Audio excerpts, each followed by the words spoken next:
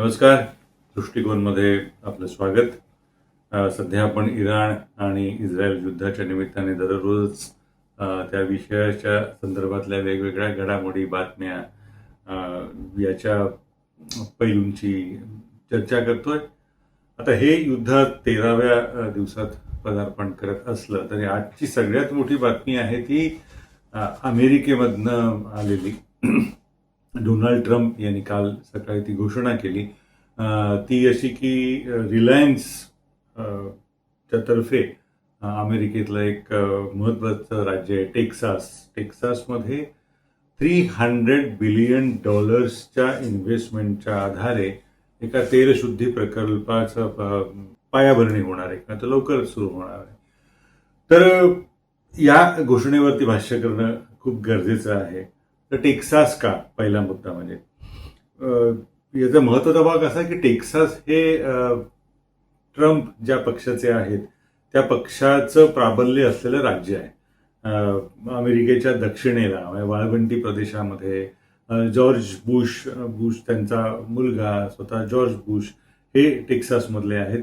टेक्सासमध्ये तेल कंपन्यांच्या सहभागाचा मोठा इतिहास आहे. टेक्सासला तेलाची परंपरा आहे. त्यामुळे टेक्सासमधली ही त्यांची घोषणा, तिथे रिलायन्सतर्फे तेल शुद्धीकरण प्रकल्प काढला जाणार ही त्यांनी घोषणा केली. दुसरा मुद्दा, ही घोषणा ट्रम्प यांनी का केली?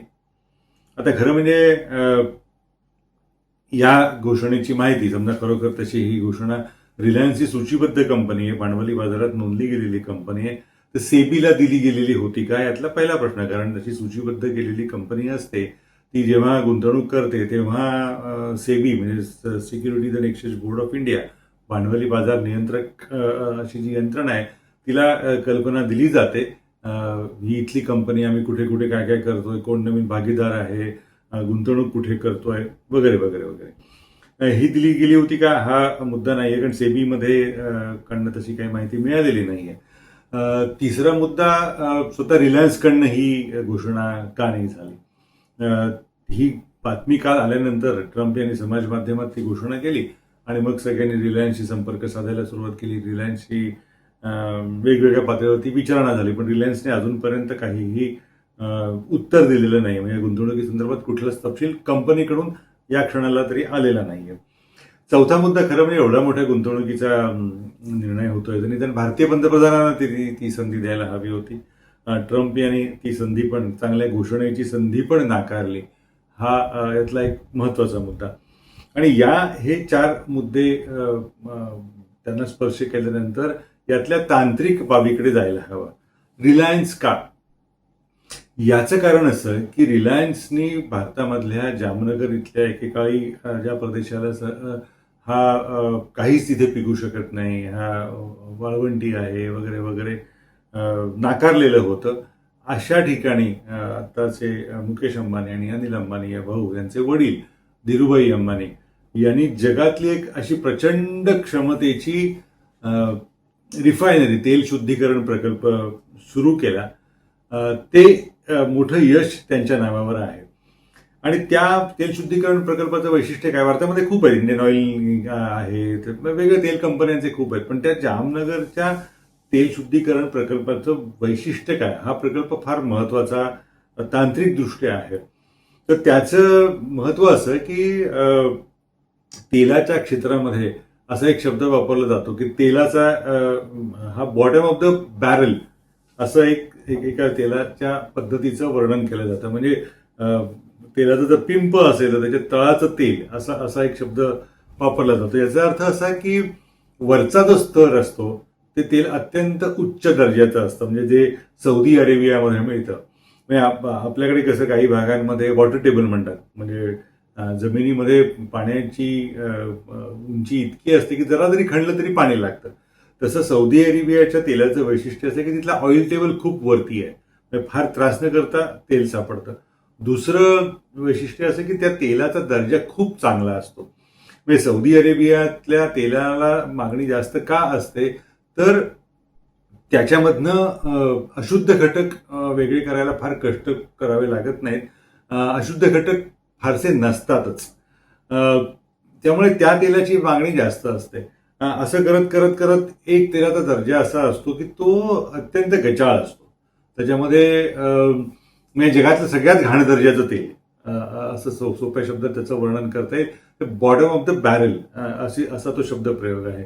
तर रिलायन्सच्या त्या तेल शुद्धीकरण कारखान्याचं वैशिष्ट्य असं की जगातलं कितीही घाण दर्जाचं तेल असू दे, त्याचं रूपांतर हे त्यातल्या त्यात वापरण्यायोग्य तेलाच्या मध्ये करू शकतात जामनगर मधल्या तेल शुद्धीकरण कारखान्यात.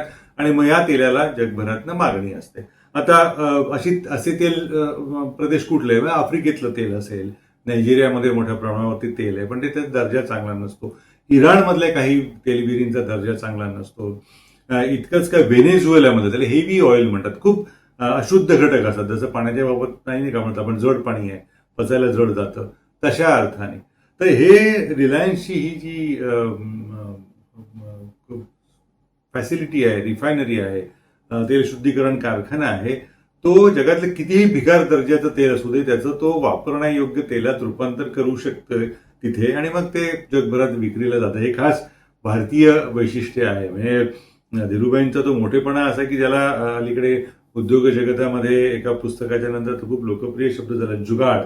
तर ते जुगाड हा असा आहे रिलायन्सचा की किती खराब तेल असू द्या, किती गचाळ असू दे, आम्ही ते चांगल्या तेलात रूपांतर करतो आणि त्याच्यामध्ये ते वापरण्यायोग्य करतो. टेक्सासमधली रिफायनरी ही अशा दर्जाची असणार आहे, कारण ते तेल चांगल्या दर्जाचं असणं अवघड आहे. याचं कारण शेल ऑइल असं त्याचं वर्णन केलं जातं. म्हणजे तेल निघाल्यानंतरही भूगर्भामध्ये, जमिनीमध्ये दगडगोटे, वाळूचे कण असे असतात की ज्याला तेलाचे अंश असतात. आता ते तेलाचे अंश काढायचे एक तंत्रज्ञान विकसित झालेलं आहे, ज्याला म्हणतात फ्रॅकिंग. फ्रॅकिंगमध्ये म्हणजे आपल्याला विहीर खणणं माहिती आहे, वरून खाली गेलं की विहीर खणली जाते. पण फ्रॅकिंगची तंत्रज्ञानाची सोय अशी आहे की वरनं फक्त एक छेद दिला जातो आणि नंतर वेगवेगळ्या दिशेने 8-10 दिशांनी विहिरी खणणं सुरू होतं. विहिरी खणणं असेल, मग त्या वेगवेगळे त्या यंत्राचे भाग जिथे कुठे तेल असेल त्या परिसरात पसरतात आणि ज्याला कशाला तेल चिकटलेलं आहे ते तेल बाहेर काढतात. आता ते तेल बाहेर काढण्यासाठी परत एक वेगळं तंत्रज्ञान आहे. मोठ्या प्रमाणावरती पाण्याचा प्रवाह त्या दगडाच्या किंवा त्या धोंड्याच्या भोवती मारला जातो. त्याच्यात परत एक वेगळी तंत्रज्ञान, त्याला म्हणतात गम असा एक शब्द वापरला जातो. म्हणजे तुम्ही आणि मी जी भाजी खातो ना गवारीची, त्या गवारीमधनं निघणारा एक विशिष्ट पद्धतीचा एक तो द्राव असतो, तो द्राव याच्यामध्ये वापरला जातो आणि मग ते तेल सुट केलं जातं आणि ते तेल सुट झालेलं तेल परत वेगळ्या एका यंत्राच्या हातातनं वरती काढलं जातं आणि मग त्याचं शुद्धीकरण केलं जातं. हे अगदी समुद्राच्या तळाला सुद्धा जाऊन ही करणारी यंत्रणा आता विकसित झालेली आहे. पंचायत अशी असते अशा तेलाची की ते तेल खूप महाग असतं, कारण त्याला खर्च खूप येतो हे तेल काढायला. त्यामुळे ट्रम्प यांच्या मित्रांनी अशा प्रचंड प्रमाणावरती कंपन्या काढलेल्या आहेत. त्यांनी दुसरं अध्यक्षपद जेव्हा घेतलं गेल्या वर्षीच्या जानेवारी महिन्यामध्ये, तेव्हा ती घोषणाच केलेली होती की डिक बॉय डिक, म्हणजे आपण आता अधिकाधिक तेल विहिरी खणूया. तर या अशा दर्जाच्या तेल विहिरी आहेत, या शेल ऑइल ज्याला म्हणतात, तशा पद्धतीच्या विहिरी असणार आहे. त्याच्यामध्ये काढायला कष्ट आहेत आणि दर्जा याचा वाईट आहे. तर त्यासाठी ही रिलायन्सनी स्वतःला सिद्ध करून दाखवलेली तेल शुद्धीकरण प्रकल्पाची यंत्रणा आहे, त्याची निवड केली गेली असावी, हा यातला एक महत्वाचा मुद्दा. आता शेवटचा प्रश्न आहे यातला, तो तर फारच महत्वाचा आणि अंतर्गत विरोधाने भरलेला आहे. त्यातला विरोधाचा पहिला भाग असा की ट्रम्प यांनी घोषणा केली की रिलायन्स $300 बिलियन गुंतवणूक करेल. 1 बिलियन म्हणजे 100 कोटी. $300 बिलियन म्हणजे 300 वरती 2 शून्य घालून जी रक्कम येईल तेवढे कोटी डॉलर्सची गुंतवणूक करेल त्या रिफायनरीमध्ये. याच्यामध्ये अमेरिका फर्स्ट असा एक ग्रुपचं त्यांनी नाव घेतलेलं आहे की तो गुंतवणूक करणार आहे आणि त्याच्याबरोबरीने रिलायन्स असणार आहे. रिलायन्सची गुंतवणूक किती स्पष्ट झालेलं नाही. ती अमेरिका फर्स्ट किंवा काय मेक अमेरिका ग्रेट अगेनवाला जो काही समूह आहे त्यांची गुंतवणूक किती हे स्पष्ट झालेलं नाही. आणि 300 बिलियनचं करणार काय, हा यातला महत्वाचा प्रश्न आहे. ती एवढी प्रचंड गुंतवणूक का? कारण रिलायन्सची जी सगळ्यात मोठी रिफायनरी आहे, जिचं जामनगरमध्ये मगाशी आपण उल्लेख केला, त्या रिफायनरीमध्ये त्या तेल शुद्धीकरण प्रकल्पाचा खर्च हा $3 बिलियन आहे.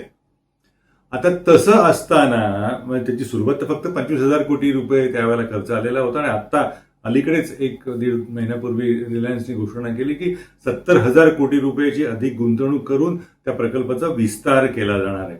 तर त्याच्या बरोबरीनं ही 300 बिलियन म्हणजे जवळपास त्याच्या 100 पटीनं इतकी मोठी गुंतवणूक त्याच्यामध्ये केली जाणार असेल तर त्या गुंतवणुकीचं नक्की होणार काय, कशासाठी, हा प्रश्न पडतो. म्हणजे मग ते व्हेनेझुएला हा देश अमेरिकेने अलीकडेच ताब्यात घेतला, तिथलं तेल यांनीच विकत घ्यायचं आणि यांनीच शुद्ध करून टाकायचं आणि मग ते अमेरिकेला विकायचं वगैरे असा काही खेळ आहे का? कारण काहीच स्पष्टता आलेली नाही, अमेरिकेकडून काही सांगण्यात आलेलं नाही. तर ट्रम्प यांचा जो एक छोटासा समाज माध्यमातला संदेश सोडला तर, आणि रिलायन्सकडून काहीच माहिती दिली गेलेली नाही. भारत सरकारने पण त्यावरती अद्याप तरी तोंड उघडलेलं नाही.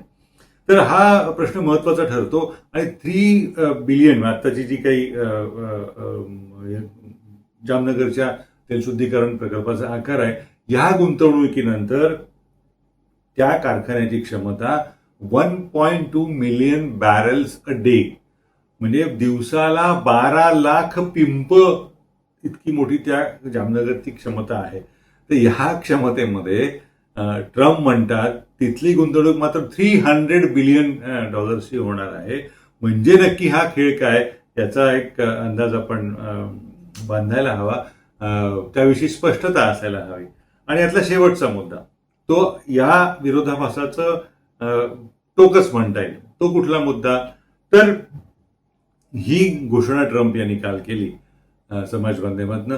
आज दुसरी घोषणा आलेली आहे, अमेरिका काही देशांचे व्यापारी करार त्याची चौकशी करणार आहेत, तपासणार आहे.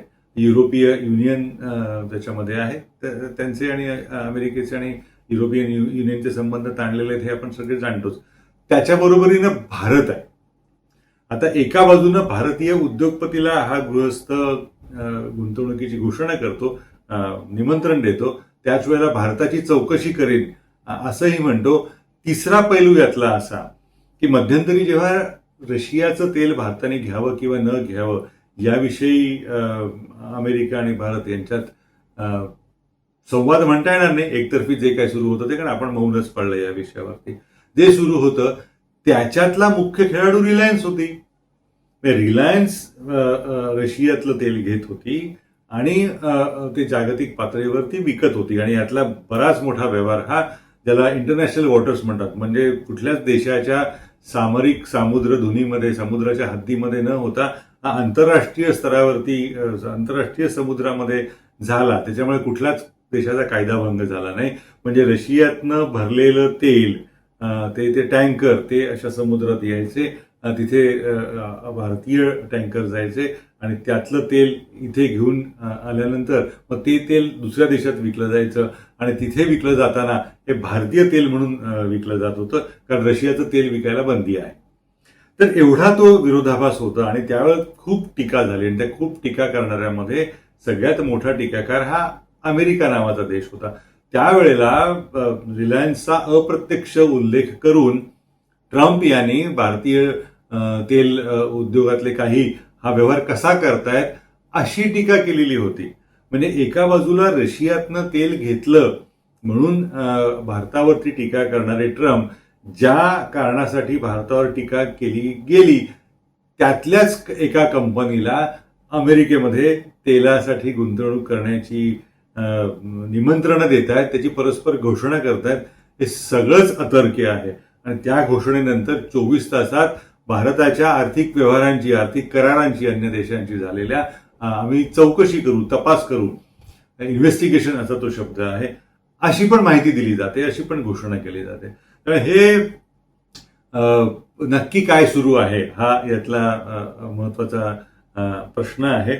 आणि एकीकडे इस्रायल युद्ध करतोय, तिथे त्याच वेळेला ट्रम्प म्हणतात की आमचं तर आता काम संपलं, इराणमधलं एकही टार्गेट असं नाहीये, एकही लक्ष नाहीये, आम्ही आता वेध घ्यायचा राहिलेला आहे. पण ते युद्ध संपल्याची, युद्धाची गरज संपल्याची एक प्रकारे अशी शक्यता सूचित करतायत.